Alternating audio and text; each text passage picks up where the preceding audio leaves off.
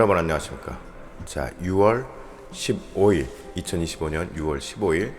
자, 오늘은 삼위일체 주일입니다. 그래도 우리 스그라 시리즈는 계속 이어갑니다. 자, 오늘은 이제 20번째 시간입니다. 은혜 안에 거하기 위한 조건이라는 제목으로 오늘 본문은 스가랴서 13장 1절에서 6절까지입니다. 한번 같이 보겠습니다. 1절. 그 날에 죄와 더러움을 씻는 셈이 다윗의 족속과 예루살렘 주민을 위하여 열리리라. 2절. 만군의 여호와가 말하노라. 그 날에 내가 우상의 이름을 이 땅에서 끊어서 기억도 되지 못하게 할 것이며 거짓 선지자와 더러운 귀신을 이 땅에서 떠나게 할 것이라. 3절. 사람이 아직도 예언할 것 같으면 그 낳은 부모가 그에게 이르기를 내가 여호와의 이름을 빙자하여 거짓말을 하니 살지 못하리라 하고 낳은 부모가 그가 예언할 때 칼로 그를 찌르리라. 4절.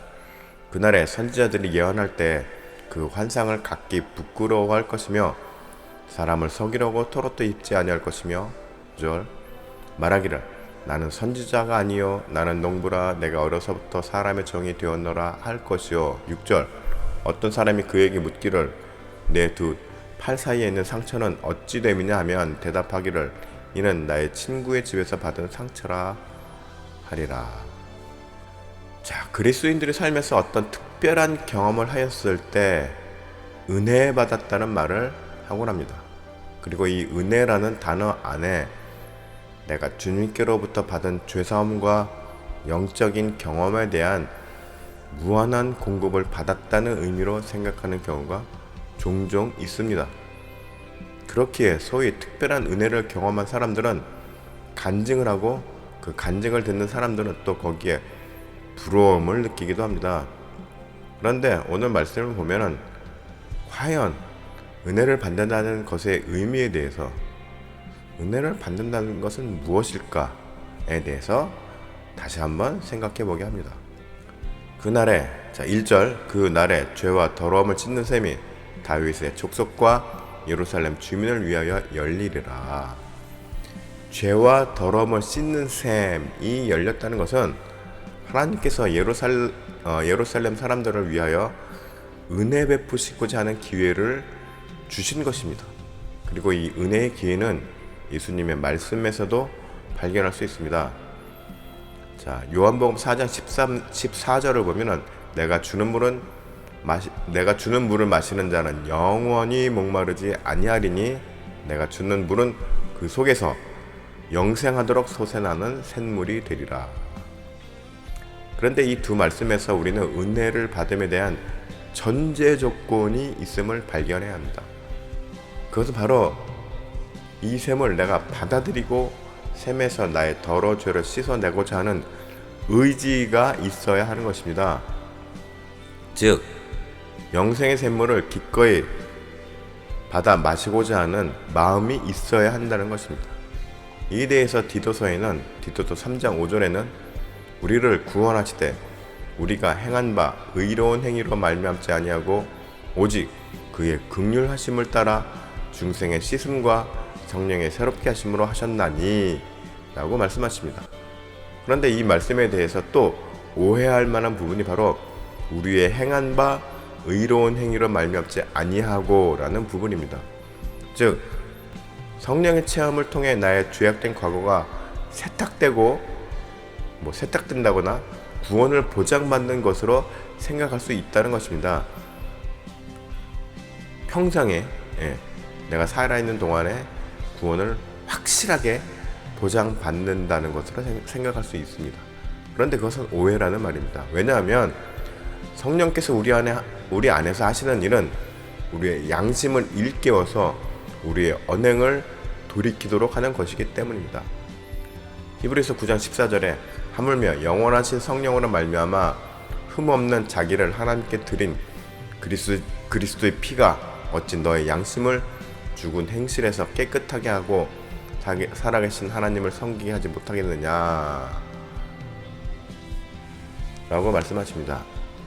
따라서 내가 은혜를 받았고 성령을 받았다고 하면서 나의 언행이 나의 말과 행동이 여전히 죄악된 삶에서 조금씩이라도 나아지지 않고 있다면 그 은혜와 성령의 체험은 스스로를 속인 것이거나 정말로 은혜를 받았고 성령을 체험한 후회라면 그것을 스스로 거부한 사람입니다. 이 은혜를 거부한 사람이 되는 것입니다.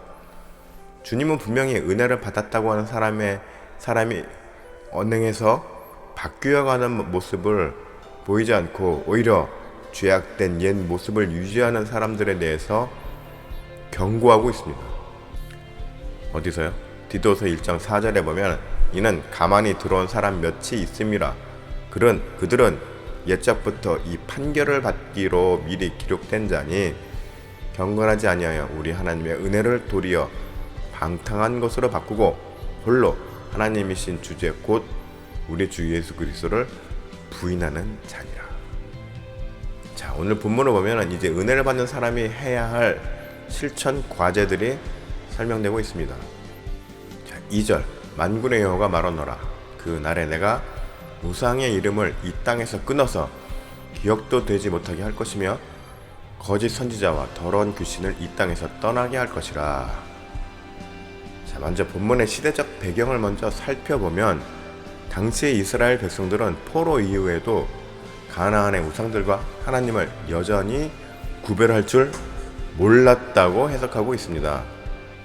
스가랴서 10장 2절에 보면 드라빔들은 허탄한 것을 말하며 복술자는 진실하지 않은 것을 보고 거짓 꿈을 말한즉 그 위로가 헛됨으로 백성들이 양같이 유리하며 목자가 없으므로 곤고를 당하나니 라고 말씀하고 있죠. 그러나 모르고 짓는 죄도 죄이기에 이들은 예루살렘으로 돌아온 이후에도 여전히 하나님의 백성으로서 우상 섬기는 행위를 그치지 않았습니다. 이에 대해서 하나님께서는 이러한 모든 죄들의 부끄러움을 깨닫고 돌이키게 될 것을 말씀하고 있는 것입니다. 3절 사람이 아직도 예언할 것 같으면 그 낳은 부모가 그에게서 이르기를 내가 여호와의 이름을 빙자하여 거짓말을 하니 살지 못하리라고 낳은 부모가 그가 예언할 때 칼로 그를 찌르리라. 3절의 말씀은 요즘에도 너무나 절실하게 경고의 말씀으로 아주 강력히 선포되어야 하는 말씀일 것입니다. 하나님의 이름을 팔고 기독교를 앞세우면서 말씀을 왜곡하는 자들에 대한 그 죄의 엄중함을 강력하게 경고하는 것입니다. 말씀을 빙자해서 교인들에게 헌금이 아닌 거의 갈취를 하고 또 교인들의 그 지지를 권력으로 포장하고 각종 이권 사업을 하고 교인들에게는 천국의 보화를 쌓으라고 하면서 받은 헌금으로 자신의 부를 축적하고 또 그렇게 들어온 금권으로 세상을 어지럽히는 그런 모든 일은 다 복음을 왜곡시키는 일인 것입니다.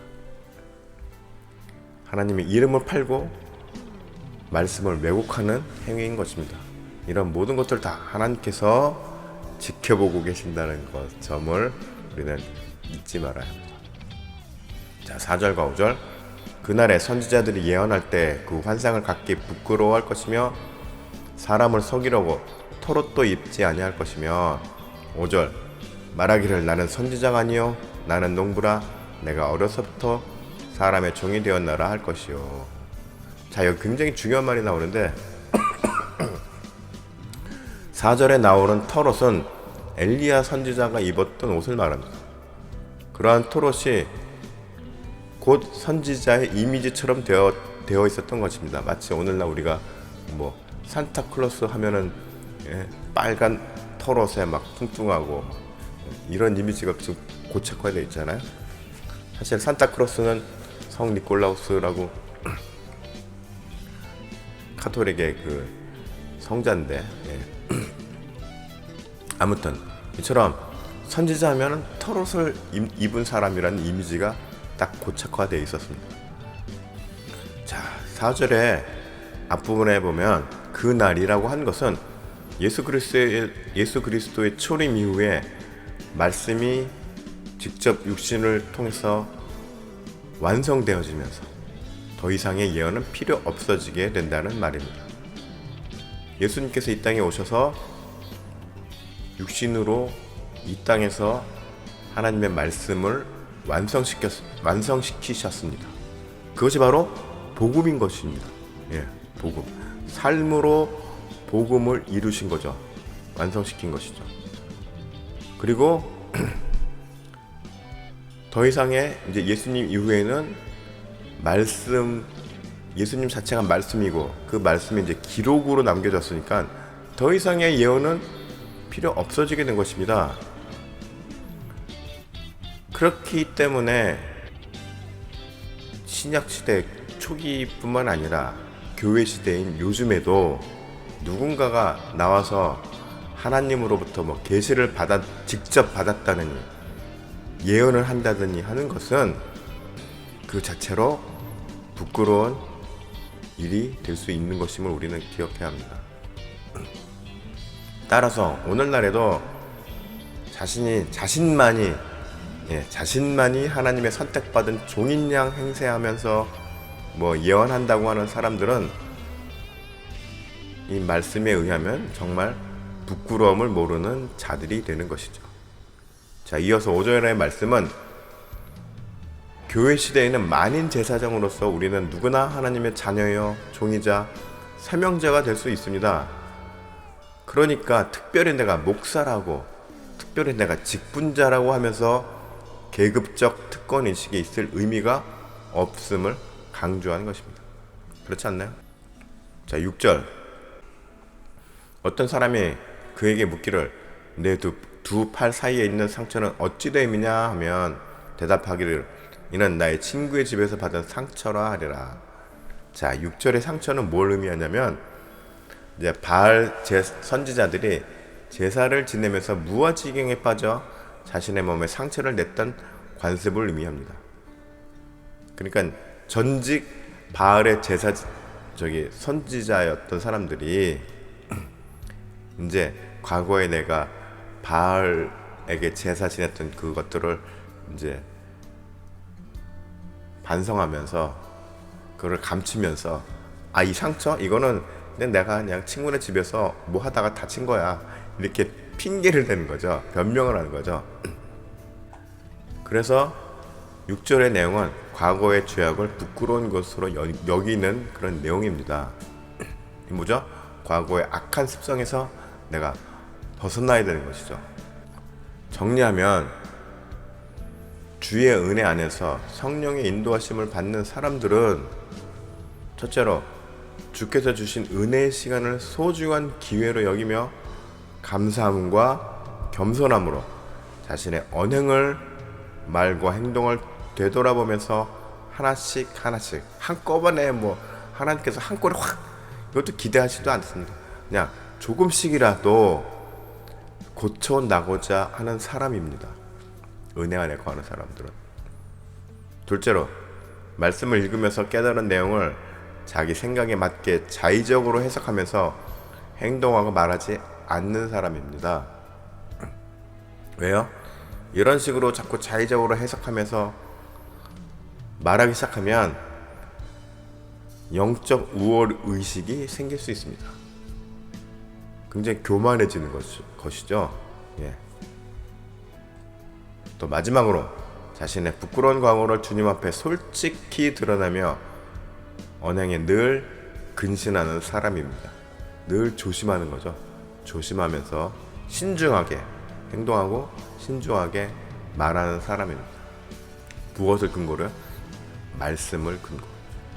말씀에 기초해서 신중하게 말씀에 비추어봤을 때 내 말과 행동이 과연 바른 것이냐라는 것을 늘 생각하고 염두에 두면서 행하는 사람입니다. 인 것이죠. 자, 여러분들은 이 세 가지 안에서 사는 사람들입니까? 성도입니까? 그렇다면 여러분들은 은혜 안에 거하는 사람일 수 있습니다. 반면에 나는 부족함이 많은데, 그러면은 정말로 충만한 은혜 가운데 거하기 위해서 부지런히 노력해야 합니다. 제가 지난 시간에도 말씀드렸지만, 우리가 주님의 은혜를 받았다고 해서, 내가 예수님을 믿었다고 해서, 복음을 받아들였다고 해서 그 자체로 구원이 완성되어진 것이 아니란 말입니다. 구원으로 가는 길이 열린 것이고, 나는 그 길로 뚜벅뚜벅 걸어가는 것입니다. 많은 사람들이 오해를 해요. 그 문장으로서 주 예수를 믿으라 그러면 너와 내 자녀가, 그런 말씀들로 인해서 오해를 합니다. 그냥 믿기만 하면 딱 구원받고 근데 그 믿음이라는 것이, 믿기만 하면이라는 것이 그 안에 포함된 의미가 상당히 깊습니다. 믿는다는 것은 내가 입술로만 믿는다고 고백해서 믿는 것으로 인정받는 것이 아니죠.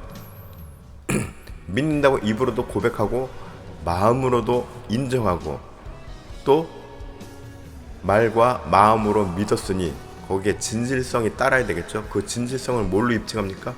나의 행동으로 입증을 하는 것이죠. 내가 믿었으니 이렇게 변했다, 이렇게 변해간다라는 것을 말과 삶으로, 행동으로, 열매로 맺어져야 하는 것입니다. 그러면서 믿음으로의 여정이 점점 무르익어 가는 것이죠. 그럼으로써 진정한 하나님의 백성이 되는 것이다 라고, 그것을 전제 조건으로 믿음으로 구원받았다 라고 하는 것입니다. 굉장히 깊은 의미가 있습니다. 거기에는 전제 조건들이 있습니다. 그런데 사람들은 단순히 그냥 믿기만 하면, 난 예수님 믿어, 그럼 난 이제 천국 가네, 그럼 난 자유하네 죄에서, 그러니 나는 대충 이렇게 좀 실수해도 다 용서받네. 그거는 초기 그 이단 종파들이 내세웠던 원시적인 교리와도 같은 말을 하는 사람인 것입니다. 자, 여러분들 모두 정말 참 은혜 안에 거하면서, 참 은혜 안에 거하는 사람은 어떤 사람이에요? 내가 주 앞에서 신실한 종이 되고자 하는 사람이고, 신실한 사역자가 되기를 원하는 사람들입니다. 여러분들 모두 이러한 정말로 주님 앞에 충직한 종이요 사역자들이 되시기를 축복합니다.